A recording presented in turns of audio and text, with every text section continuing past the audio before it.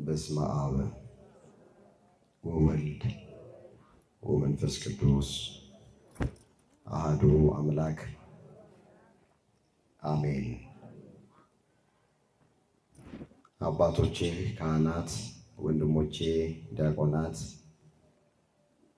በዚህ የቅድስና ስፍራ ላይ የተሰበሰባችሁ የእግዚአብሔር ልጆች ሁላችሁም በእግዚአብሔር ሰላምታ እንደምን አመሻችሁ። አሜን።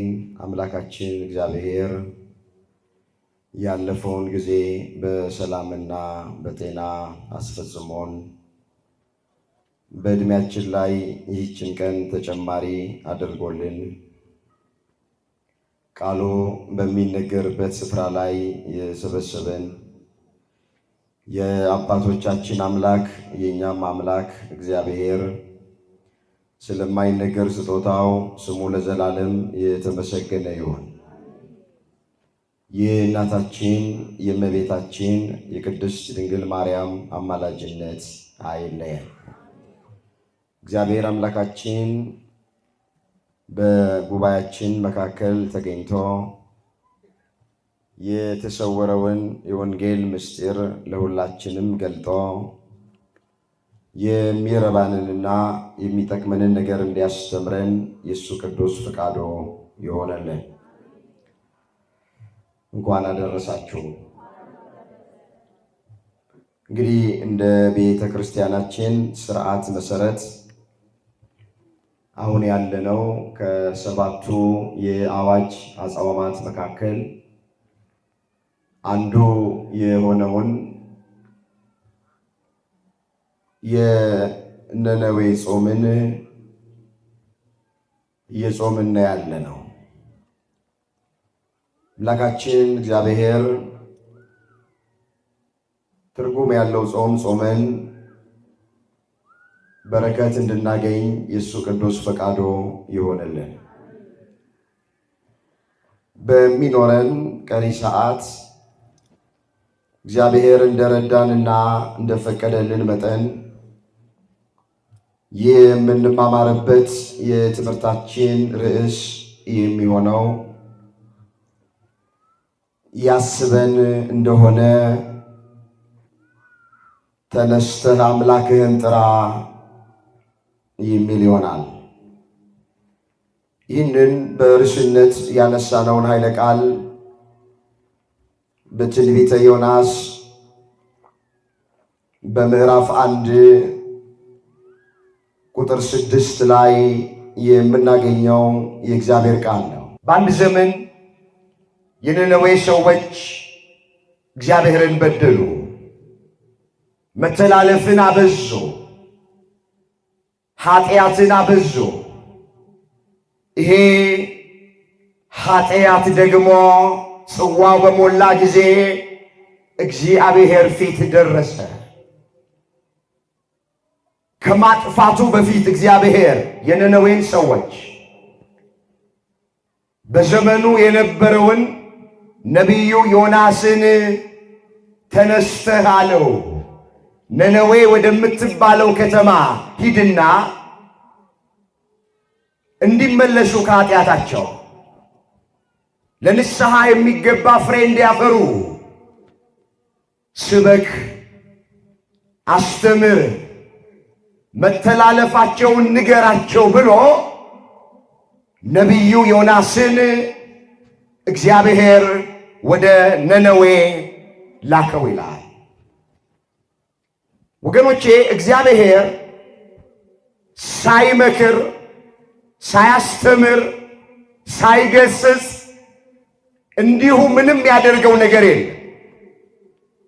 መጽሐፍ እንደዚህ ይላል፣ በእውነት ጌታ እግዚአብሔር ለባሪያዎቹ ለነቢያት ካልተናገረ በቀር ምንም ነገር አያደርግም ተብሎ ተጽፏል።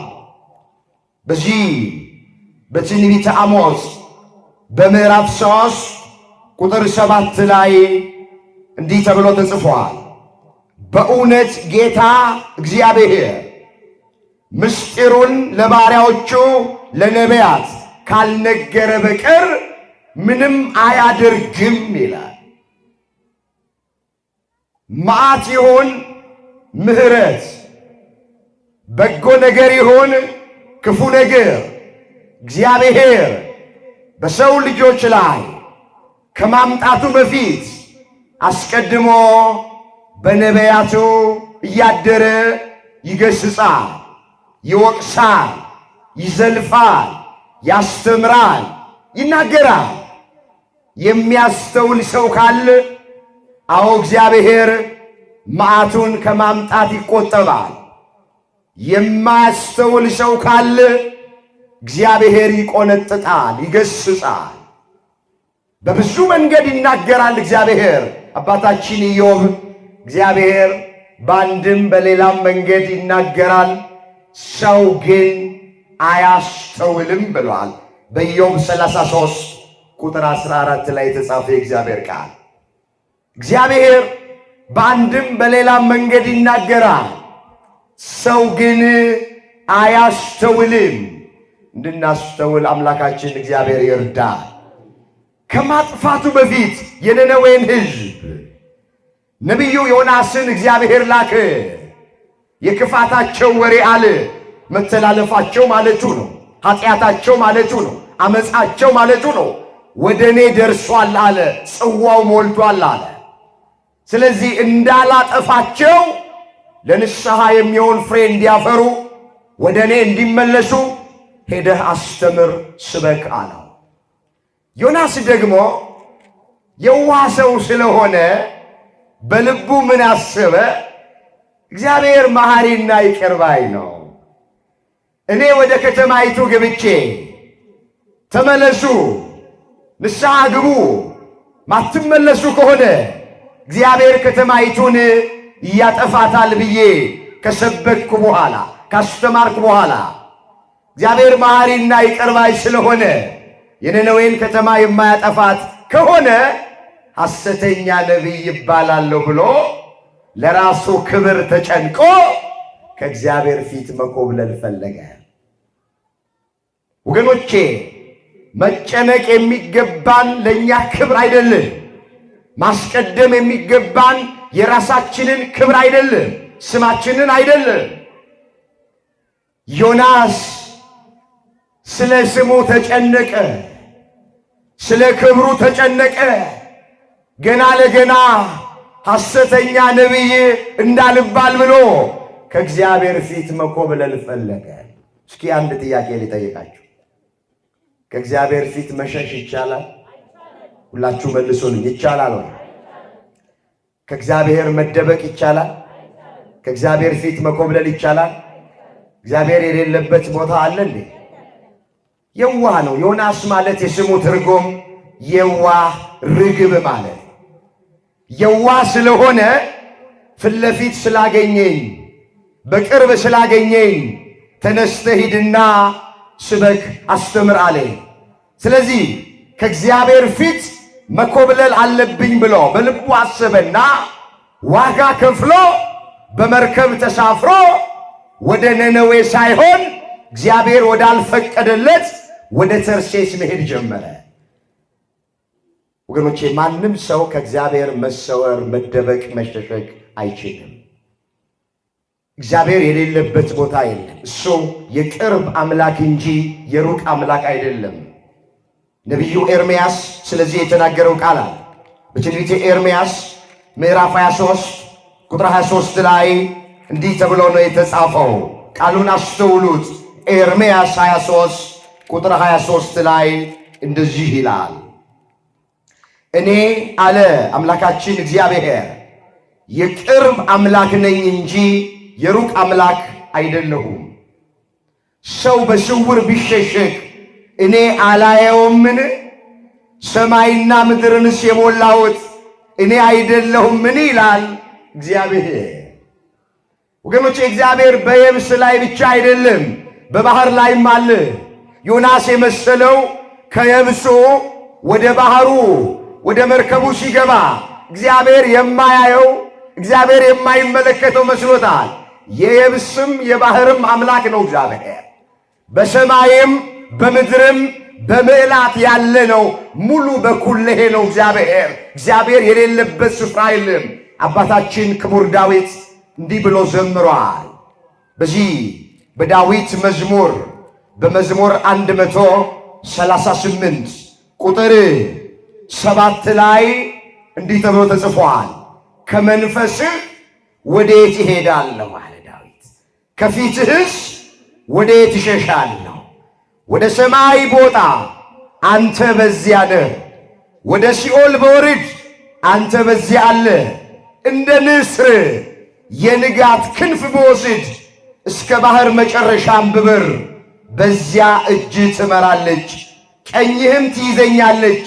በውኑ ጨለማ ትሸፍነኛለች ብዬ ብል ሌሊት በዙሪያዬ ብርሃን ትሆናለች።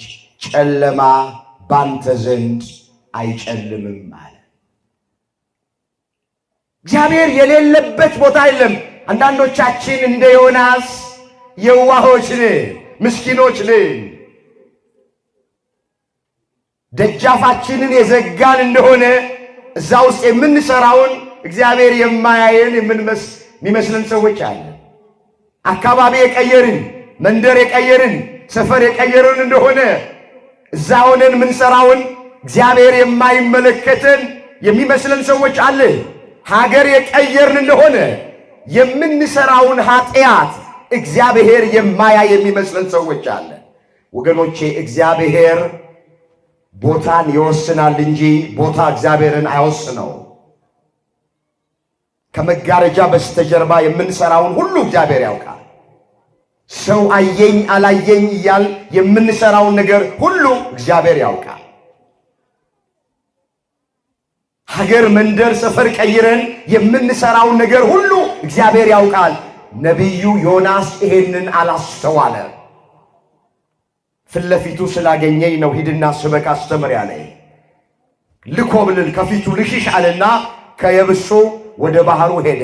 እግዚአብሔር በየብስ ብቻ አይደለም በባህር ላይም አለ። ጉዞ ጀመረ። እንዳይሰፋብን እየፈጠንን ዋጋ ከፍሎ በመርከብ ተሳፍሮ ወደ ኢዮጴ ወደ ተርሴስ መኮብለል ጀመረ። አስተውሉ፣ እግዚአብሔር የላከው ወደ ነነዌ ነው። ዮናስ እየሄደ ያለው እግዚአብሔር ወደ ላከው ሳይሆን ወዳልተላከበት ስፍራ ነው እየሄደ ያለው። እንደ እግዚአብሔር ፈቃድ ሳይሆን ዮናስ እንደ ራሱ ፈቃድ ነው እየተጓዘ ያለው። በመርከብ ተሳፍሮ ጉዞ ጀመረ። እንደዚህ ይላል ትንቢተ ዮናስ ምዕራፍ 1 ቁጥር 4 ላይ እግዚአብሔርም በባህር ላይ ታላቅ ንፋስ አመጣ። ንገሩኝ፣ ታላቅ ምን አመጣ? ታላቅ ነፋስ አመጣ። በባህር ላይም ታላቅ ማዕበል ሆነ። መርከቢቱም ልትሰበር ቀረበች። መርከበኞችም ፈሩ፣ እያንዳንዱም ወደ አምላኩ ጮኸ። ወደ ማን ጮኸ? ያልታዘዘ ሰው በዚያ መርከብ ውስጥ ስላለ እንደ እግዚአብሔር ፈቃድ ሳይሆን እንደ ራሱ ፈቃድ የሚመራ ሰው ስላለ በመርከቧ ላይ ማዕበል ተነሳ። ወደፊት፣ ወደ ኋላ፣ ወደ ግራ፣ ወደ ቀኝ ያደርጋት ጀመረ። መርከቧ ትነዋወጽ ጀመረ። ሁልጊዜም እንደዚህ ነው የሚሆነው። የእግዚአብሔር ልጆች በራሳችን ፈቃድ ስንጓዝ፣ የእግዚአብሔርን ፈቃድ ትተን በራሳችን ፈቃድ ስንመራ መንገዳችን ላይ ማዕበል ይገጥመናል። መንገዳችን ላይ ወጀብ ይገጥመናል፣ ፈተና ይገጥመናል፣ መከራ ይገጥመናል። ክርስትና ማለት የራስን ፈቃድ ትቶ በእግዚአብሔር ፈቃድ መመራት ነው። ክርስትና ማለት እኔ ያልኩት ካልሆነ ሳይሆን ክርስትና ማለት እግዚአብሔር ያለው ይሁን ማለት ነው። ለዚህ እኮ ነው ዳዊት ሲጸልይ ምን ብሎ ጸለየ? በዚህ በዳዊት መዝሙር በመዝሙር 142 ቁጥር 10 ላይ ዳዊት እንዲህ ብሎ ነው የዘመረው። አንተ አለ አምላኬ ነህና ፈቃድህን ለማድረግ አስተምረኝ አለ። እስኪ ይህን ቃል ከኔ ቀጥላችሁ ተናገሩ። አንተ በሉ እስኪ አምላኬ ነህና ፈቃድህን ለማድረግ አስተምረኝ። ምን በለኝ? ሁላችንን ፈቃዱን እንድናደርግ እግዚአብሔር ያስተምረን። አንተ አምላኬ ነህና ፈቃድህን ለማድረግ አስተምረኝ አለ ዳዊት። ዮናስ እንደ እግዚአብሔር ፈቃድ ሳይሆን እንደ ራሱ ፈቃድ ወደ ነነዌ መሄድ ትቶ ወደ ኢዮጴ ወደ ተርሴስ በመርከብ ተሳፍሮ ሲሄድ ማዕበል ገጠመው፣ ወጀብ ገጠመው፣ ፈተና መከራ ገጠመው። የእግዚአብሔር ልጆች ሁልጊዜም እንደ እግዚአብሔር ፈቃድ ልንኖር ይገባናል። እንደ እግዚአብሔር ፈቃድ ልንመላለስ ይገባል። ትዳራችን በእግዚአብሔር ፈቃድ መመስረት አለበት። አገልግሎታችን በእግዚአብሔር ፈቃድ መገልገል አለበት። ስራችን እንደ እግዚአብሔር ፈቃድ መሆን አለበት። የውጭ ጉዳያችን እንደ እግዚአብሔር ፈቃድ መሆን አለበት። ሁሉ ነገራችን ለኛ ለክርስቲያኖች እንደ እግዚአብሔር ፈቃድ መሆን አለበት። እንደማን ፈቃድ? እንደ እግዚአብሔር ፈቃድ። እንመለስ፣ እንዳይሰፋብን እየፈጠንን ጊዜያችንን ለመጠቀም። ማዕበሉ ተነስቶ መርከቢቱን ባስጨነቃት ጊዜ እያንዳንዱ መርከብ ውስጥ የነበረው ተሳፋሪ ወደ አምላኩ ጮኸ ይላል። ንገሩኝ፣ ወደ ማን ጮኸ? ወደ ማን መጮህ እንዳለባቸው አውቀዋል። ተመልከቱ። ወደ ማን መለመን እንዳለባቸው አውቀዋል። መርከቧ ላይ የነበሩ ተሳፋሪዎች ማዕበሉን ጸጥ ሊያደርግላቸው የሚችል ከገጠማቸው መከራና ፈተና ሊያወጣቸው የሚችል ማን እንደሆነ ስላወቁ ሁሉም በህብረት ባንድ ላይ ወደ እግዚአብሔር ወደ አምላካቸው ጮሁ ይላል። መርከቢቱም እንድትቀል በውስጧ የነበረውን ዕቃ ወደ ባህር ጣሉ። ዮናስ ግን ወደ መርከቡ ውስጠኛ ክፍል ወርዶ ነበረ፣ በከባድ እንቅልፍም ተኝቶ ነበረ። የመርከቡ አለቃ ወደ ዮናስ ቀርቦ ምን ነው ተኝተሃል አለው። እንዳንጠፋ እግዚአብሔር ያስበን እንደሆነ ተነስተህ አምላክህን ጥራ አለው። በዓይነ ሕሊናችሁ ሳለው። መርከቡ ላይ የነበሩት ተሳፋሪዎች በሙሉ ተጨንቀው ውድ ዕቃቸውን ከመርከብ ላይ አንስተው ባህር ላይ እስከ መጣል ደርሰዋል። ምናልባት ዕቃ ከብዷት ይሆናል። መርከቢቱ አሁን እየተጨነቅን ያለ ነው። መርከቧ እየተናወጸች ያለችው ማዕበሉ የተነሳብን ዕቃ ከብዷት ሊሆን ይችላል ብለው ውድ ዕቃቸውን እያነሱ ከመርከብ ላይ ወደ ባህር ይጥላሉ። ይሄንንም እያደረጉ ማዕበሉ ጸጥ ሊል አልቻለም። በዚህ ጊዜ ዮናስ በመርከቡ በውስጠኛ ክፍል ተኝቶ ነበር፣ አንቀላፍቶ ነበር ይላል። ምን ብሎ ነበረ? ተኝቶ ነበረ። ሕዝቡ እየተጨነቀ፣ ሕዝቡ ወደ እግዚአብሔር እየጮኸ እየጸለየ፣ ዮናስ ግን ተኝቶ ነበረ። አንዳንድ ጊዜ እንደዚህ ይሆናል።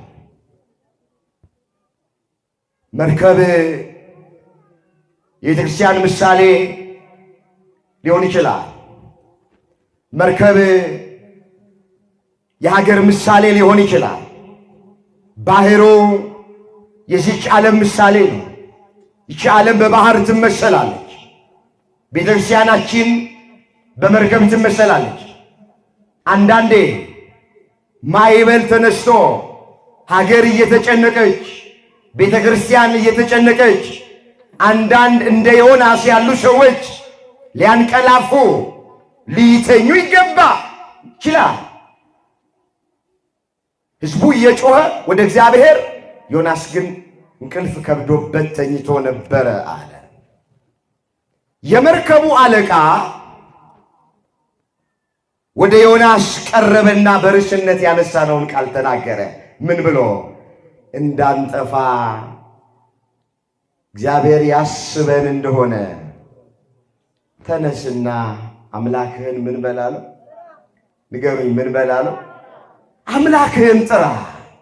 እግዚአብሔር ከመዓት ወደ ምሕረት፣ ከቁጣ ወደ ትዕግስት ዘንበል ሊልልን እንደሆነ፣ በምሕረቱ ይጎበኘን እንደሆነ ተነስተ ከኛ ጋር አምላክህን እግዚአብሔርን ጥራ አለው። እርስ በርሳቸው ይህ ክፉ ነገር በማን ምክንያት እንዳገኘን እናውቅ ዘንድ ኑ ዕጣ እንጣጣል ተባባሉ። ዕጣም ተጣጣሉ። ዕጣውም በዮናስ ላይ ወደቀ ይላል። አሁን መጽሐፍ ዕጣ ክርክርን ትከለክላለች ይላል። እዛ ምሳሌ 18 ቁጥር 18 ላይ ዕጣ ክርክርን ትከለክላለች፣ ዕጣ በጉያ ትጣላለች፣ መደቧም ከእግዚአብሔር ዘንድ ነው ተብሎም በሌላም ስፍራ ላይ ተጽፏል። ስለዚህ በማን ምክንያት ነው ይሄ መከራ የገጠምን? ይሄ ፈተና የገጠምን? እስኪ ዕጣ እንጣጣል ተባባሉ። ዕጣ ሲታጣሉ በነቢዩ በዮናስ ላይ ዕጣው ወደቀበት ይላል። ከዛ እንዲህ ብለው ጠየቁት፣ ይህ ክፉ ነገር በማን ምክንያት እንዳገኘን እባክህ ንገረን፣ ሥራህ ምንድን ነው አሉት። ከወዴትስ መጣ? አገርህስ ወዴት ነው? ወይስ ከማን ወገን ነህ አሉት። አስተውሉ የጠየቁትን ጥያቄ። ሥራህ ምንድን ነው ብለውታል። ከወዴት መጣህ ብለውታል። አገሩንም ጠይቀውታል። አገር ወዴት ነው ብለውታል። ከማን ወገን ነህ አሉት። እሱም ምን አለ? እኔ ዕብራዊ ነኝ አለ። እኔ ምንድን ነኝ አለ? ዕብራዊ ነኝ። ባህሩና የብሱን የፈጠረው የሰማይ አምላክ እግዚአብሔርን አመልካለሁ አላቸው። ተመልከቱ፣ አሁን ዮናስ ስሙን ተናገረ፣ የመጣበትን አገር ተናገረ። ዕብራዊ ነኝ አለ። ሥራህ ምንድን ነው ሲባል ባህሩንና የብሱን የፈጠረ የሰማይ አምላክ እግዚአብሔርን ማምለክ ነው ሥራዬ አለ። አዎ የብሱን ብቻ የፈጠረ አላለም፣ ባህሩንና የብሱን የፈጠረ አለ። በየብስ ሳለው እግዚአብሔር ሂድና ወደ ነነዌ ስበክ አለኝ። ወደ ባህር ብሄድ እግዚአብሔር አያየኝም ከፊቱ ልኮብልል ብሎ አስቧል። አሁንም እግዚአብሔር ባህር ላይ ሳለ አዎ በመከራ በማይበል ስላስጨነቀው፣ ስለዚህ እግዚአብሔር አለ ዮናስ ወደ ልቡ ተመልሶ የየብስ ብቻ አምላክ ሳይሆን የባህርም አምላክ ነው አለ። በየብስ ብቻ ሳይሆን በባህር ላይም አለ አለ። ተመለሰ። ተመልከቱ። ስለዚህ ሥራዬ ባህርና የብሱን የፈጠረ እግዚአብሔርን ማምለክ ነው አለ። ሥራ የለኝም አትበሉ። እግዚአብሔርን ማምለክ ራሱ ሥራ ነው። የግዕዙን መጽሐፍ ቅዱስ ስናነበው ይሄ እግዚአብሔርን አመልካለሁ የሚለው ቃል እግዚአብሔርን አገለግላለሁ ብሎ አስቀምጦታል። ስለዚህ ዮናስ ሥራህ ምንድን ነው ሲባል ነጋዴ ነኝ አላለ፣ ወይም ሌላ ነገር አልጠራ። ሥራዬ አለ እግዚአብሔርን ማገልገል ነው፣ እግዚአብሔርን ማምለክ ነው አለ። ወገኖቼ ስንቶቻችንን እግዚአብሔርን ማገልገል እንደ ሥራ የምንቆጥረው? ዘማሪዎች እግዚአብሔርን ማገልገላችንን እንደ ሥራ እንቆጥሮ ይሆን? ሰባኪያ ይህን ድምፅ የምንሰማ እግዚአብሔርን ማገልገላችንን እንደ ሥራ እንቆጥረው ይሆን? መቅደስ ገብተን ተንሥኡ ጸልዩ ብለን በመቀደስ የምናገለግል ካህናት እግዚአብሔርን ማገልገላችንን እንደ ሥራ እንቆጥረው ይሆን? ምእመናን ጠዋት ማታ ወደ መቅደሱ የምትገሰግሱ በእውነት እግዚአብሔርን ማገልገል አገልግሎት ማለት ቆሞ መስበክ ብቻ አይደለም። አገልግሎት ማለት ቆሞ መዘመር ብቻ አይደለም። አገልግሎት ማለት መቅደስ ገብቶ ተንሥኡ ጸልዩ እያሉ መቀደስ ብቻ አይደለም።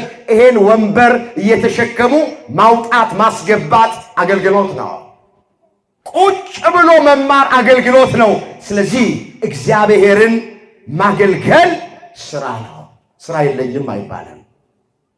የተፈጠርነውም ለዚህ ነው፣ እግዚአብሔርን ለማምለክ እግዚአብሔርን ለማገልገል።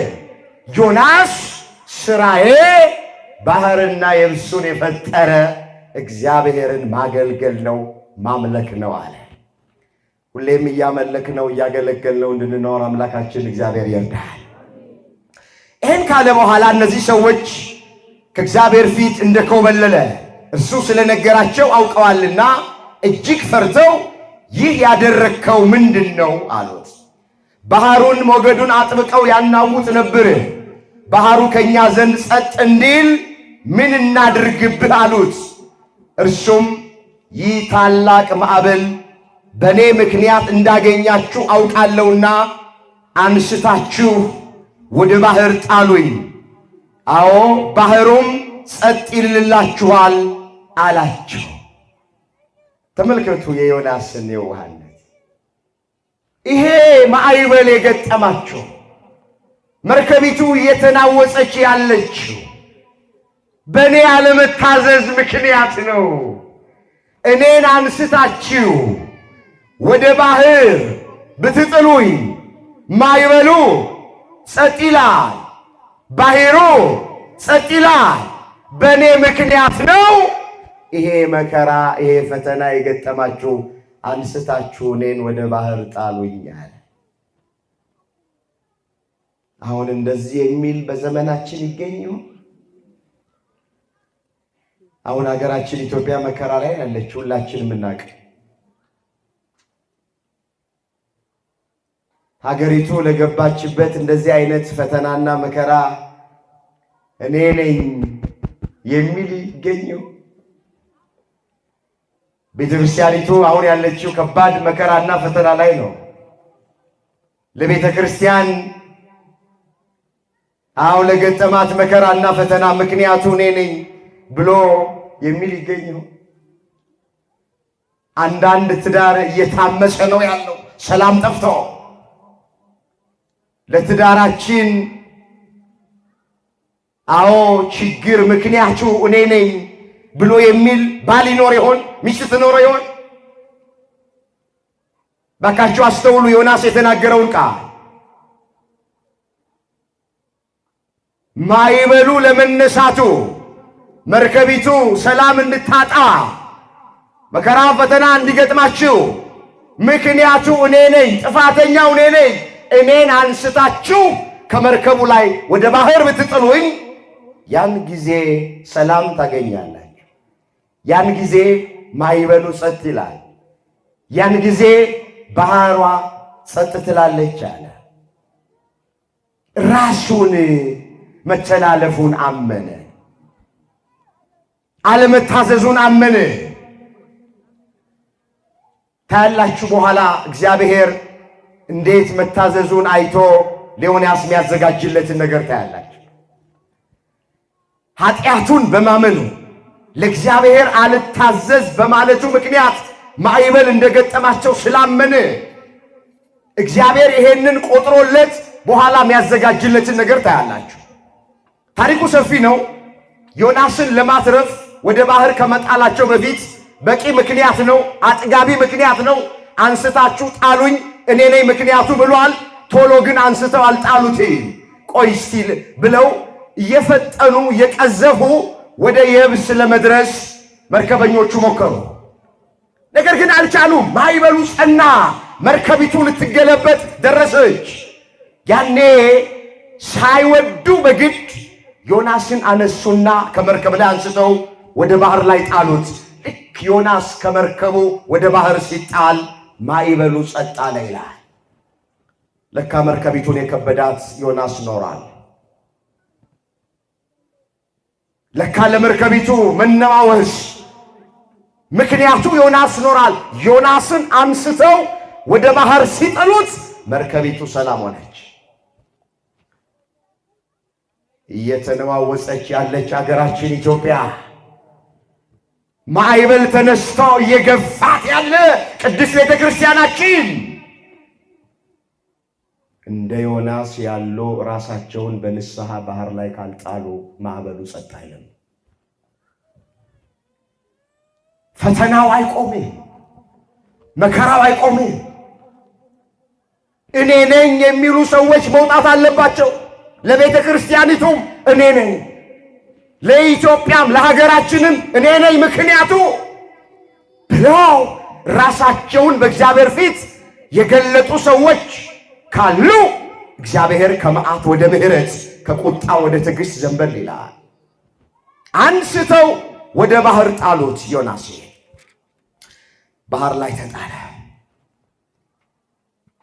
ልክ ወደ ባህር ሲጣል እግዚአብሔር ዓሣ አንበሪ አዘጋጀለት። ተመልከቱ እግዚአብሔር የሚሰራው ስራ። ውሃ ውስጥ ሰጥሞ እንዳይቀር፣ ውሃው እንዳይበላ፣ ውሃው እንዳያሰጥመው፣ ባህር እንዳታሰጥመው ለዮናስ እግዚአብሔር ዓሣ አንበሪ አዘጋጀለት። ወገኖቼ መተላለፋችንን አምነን ወደ ልባችን እንመለስ እንጂ እግዚአብሔር ምሕረቱ የበዛ መዓቱ የራቀ አምላክ። በማንም ሰው ጥፋት እግዚአብሔር አይደሰትም። ሊገስጸን ይችላል፣ ሊወቅሰን ይችላል፣ ሊዘልፈን ይችላል። ወጀብ ማዕበል በፊታችን ሊገጥመን ይችላል። መለስ ካልን እግዚአብሔር መዳኛችንን ያዘጋጃል። ዓሣ አንበሪ ሆድ ውስጥ ገባ። 3 መዓልትና 3 ሌሊት በዓሣ አንበሪ ሆድ ውስጥ ቆየ። ታውቃላችሁ ዓሣ ነባሪ ማለት ሰው የሚውጥ ነው። ነገር ግን ዮናስን አልዋጠው። እኛ ለእግዚአብሔር መታዘዝ ስንጀምር፣ መተላለፋችንን ማመን ስንጀምር እግዚአብሔር እኛን የሚያተርፍበት ነገር ያዘጋጃል፣ መውጫውን ያዘጋጃል። ተመልከቱ። በዛ በዓሣ አንበሪ ሆድ ውስጥ ሆኖ ዮናስ ወደ እግዚአብሔር ተመለሰ። ይጸልይ ጀመር። ንስሐ ገባ። መተላለፉን አመነ። እንዲህ እያለም ይጸልይ ነበረ። ነፍሴ በዛለችብኝ ጊዜ እግዚአብሔርን አሰብኩት። ጸሎቴም ወደ አንተ ወደ ቅዱስ መቅደስ ገባች። እኔ ግን በምስጋና ቃል እሰዋለሁ፣ የተሳልኩትንም እከፍላለሁ። ደህንነት ከእግዚአብሔር ዘንድ ነው። እግዚአብሔር ዓሣውን አዘዘው፣ እርሱም ዮናስን በየብሱ ላይ ተፋው። ገባ ነነዌ ከተማ። አንዳንዴ እግዚአብሔር እያስጨነቀ ስርዓቱን ያስተምረናል።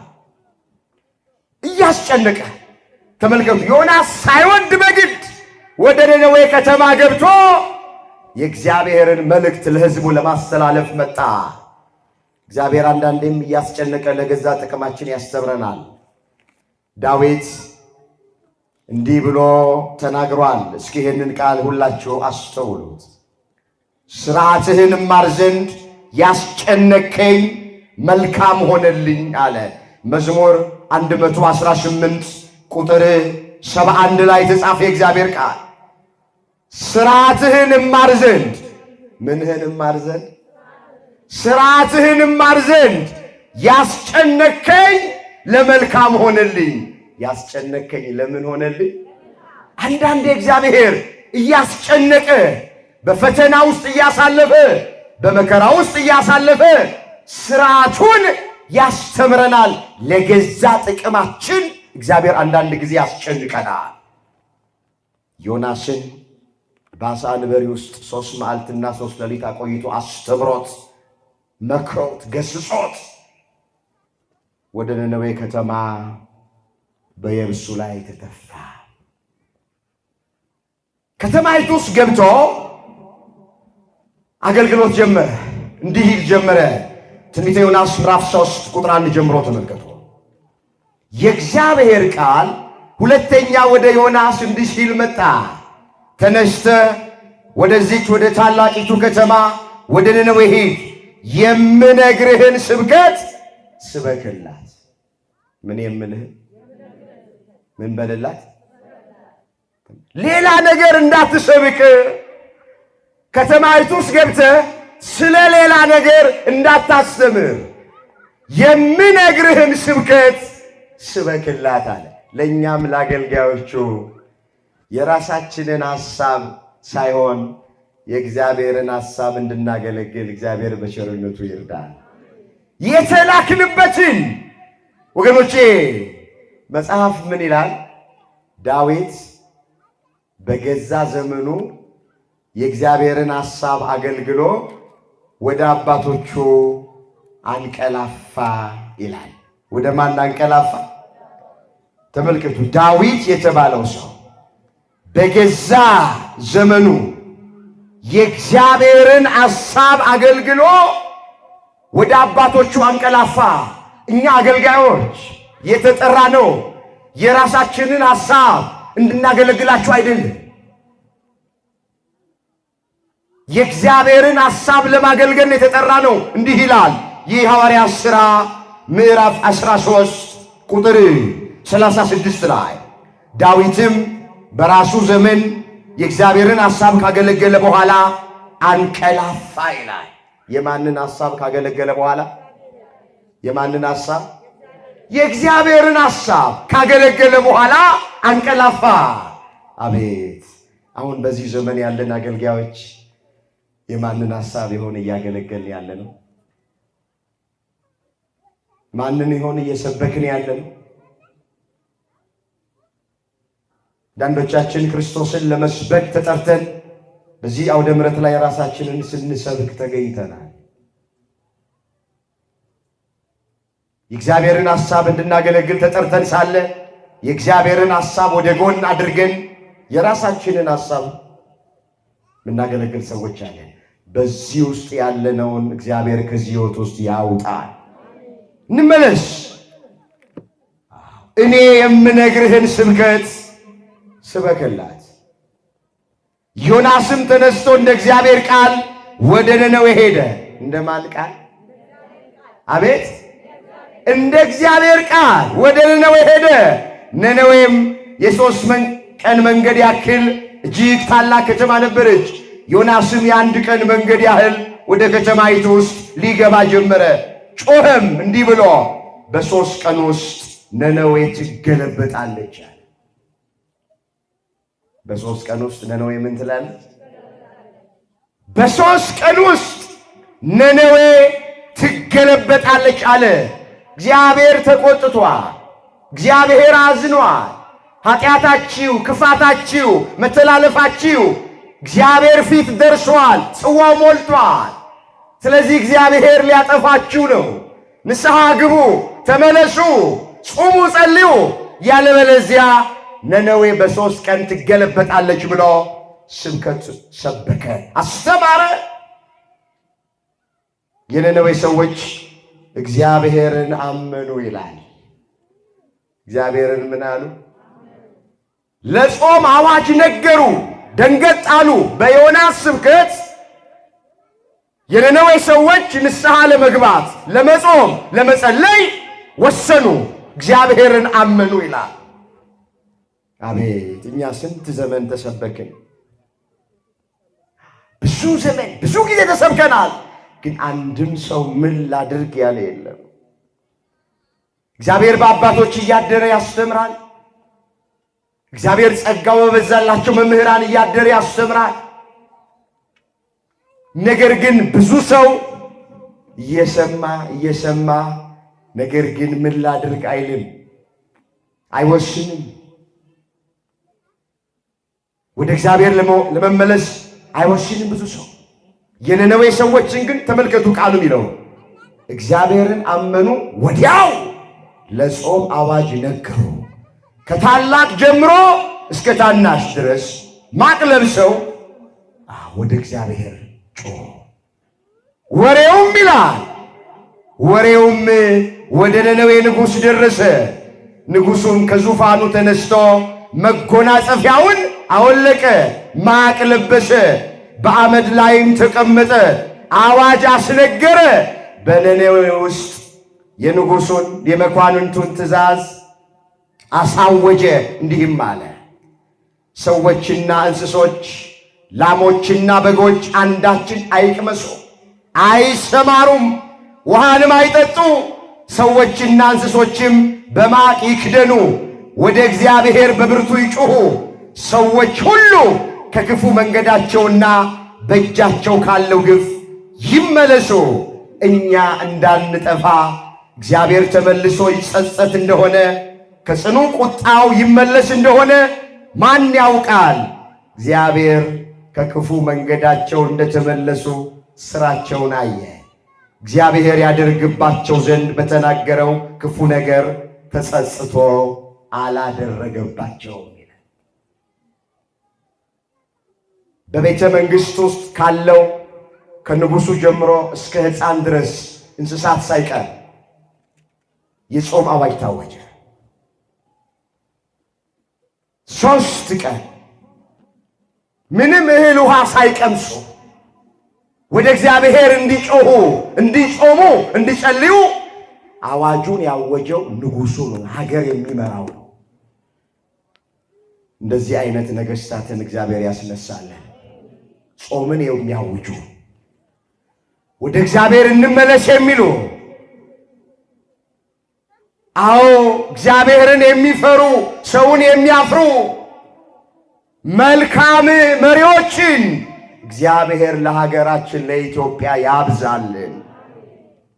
አሁንም ላሉት እግዚአብሔር ልብና ማስተዋልን ይስጥልን። በሀገራችን የብዙ ሰው ደም እየፈሰሰ ነው። ይሄ ሀገር ያወቀው ፀሐይ የሞቀው የአደባባይ ምስጢር ነው፣ የማይደበቅ ዜና ነው። ሁልጊዜም የምናየው ቴሌቪዥኑን ስንከፍት፣ በሶሻል ሚዲያው ላይ ጋዜጣ ስናነብ 2 እና 3 ሆነን ቁጭ ብለን ምናወራ ሁሉ ይሄ ነው። ሀገራችን ኢትዮጵያ በደም እየተጨማለቀች ነው ያለች።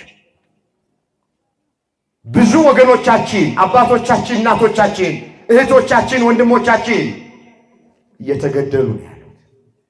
የሚቀብራቸው ጠፍቶ አስከሬናቸውን አውሬ እየበላው ብዙ ግፍ እየተፈጸመ ነው።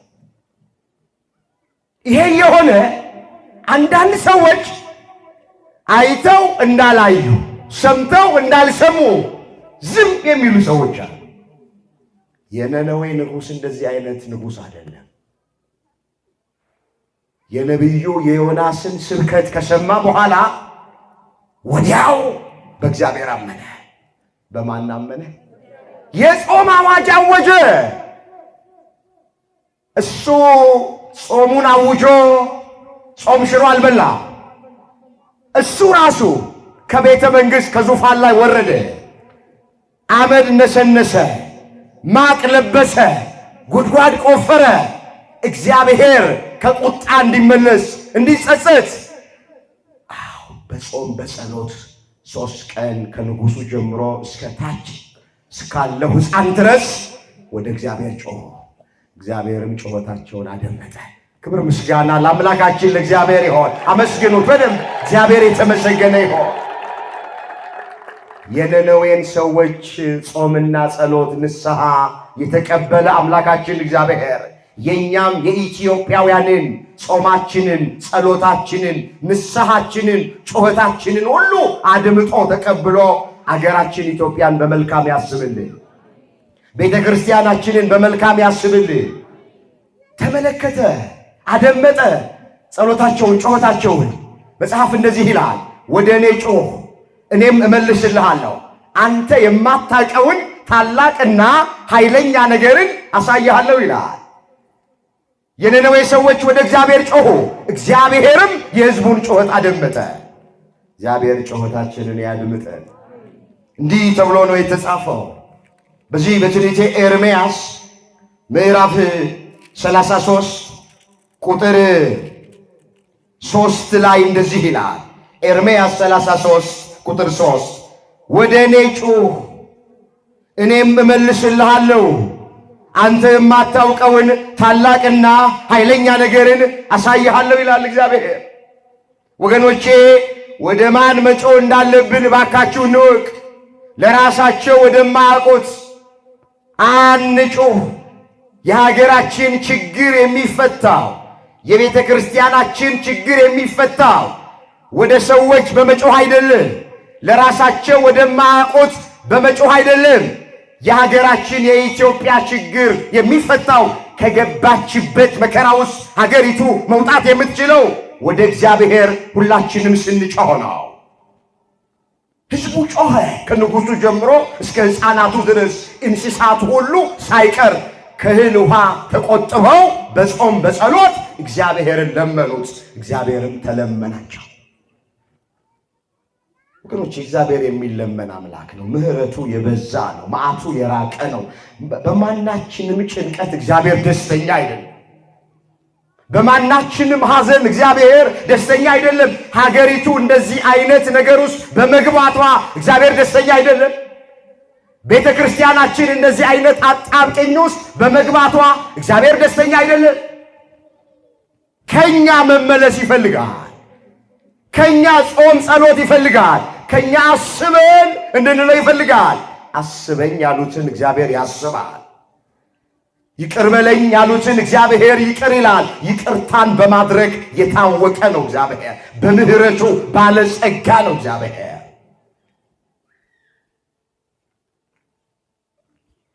በጣም የሚገርመው መጽሐፉ ስታነቡት ምን ይላል?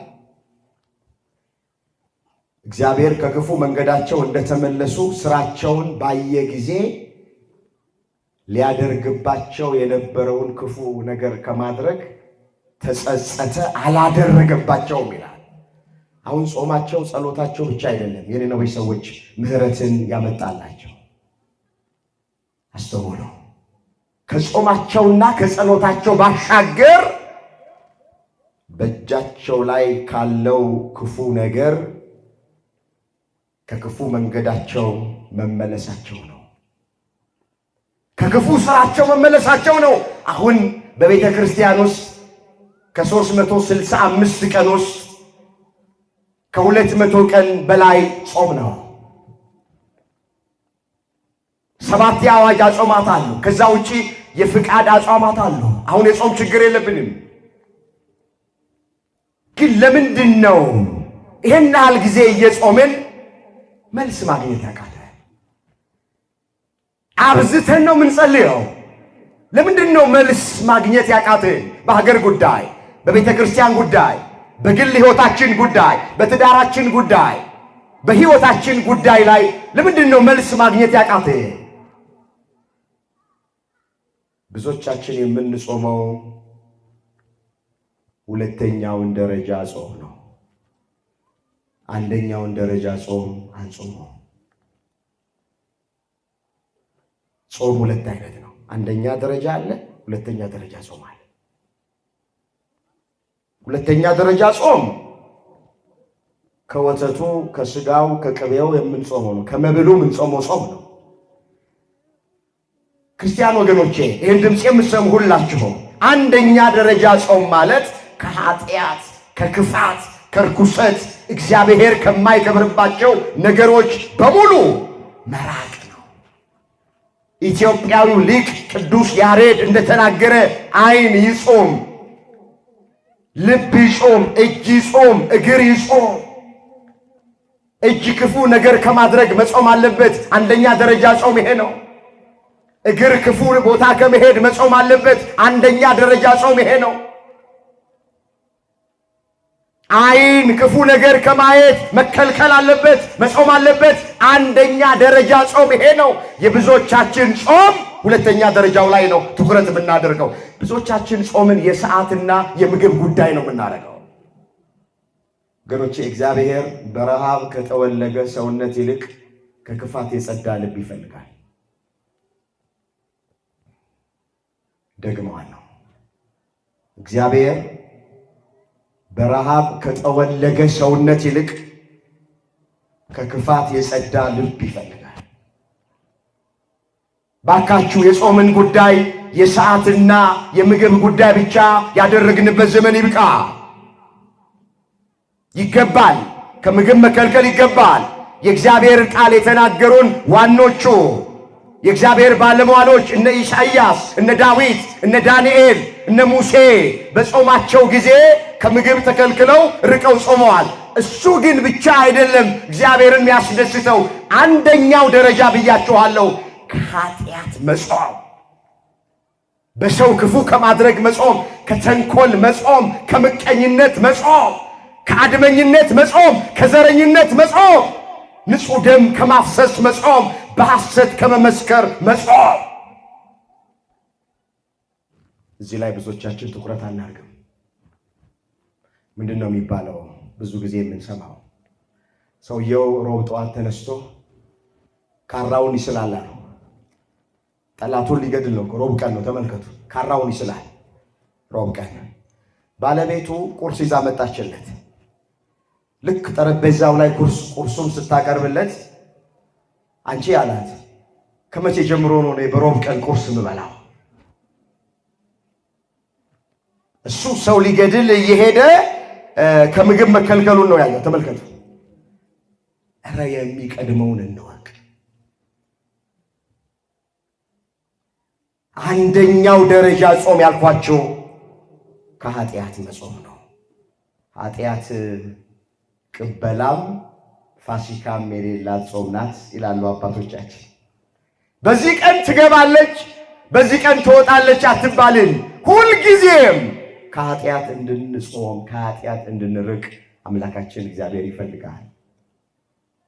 ስለዚህ የነነዌ ሰዎች እግዚአብሔር ሊያደርግባቸው ከነበረው ክፉ ነገር የተጸጸተው ያላደረገባቸው ለምንድን ነው ስንል ከመጾማቸውና ከመጸለያቸው ባሻገር ከክፉ ስራቸው እንደተመለሱ እግዚአብሔር ስላየ ነው። ከክፉ ስራችን እንድንመለስ አምላካችን እግዚአብሔር ይርዳን።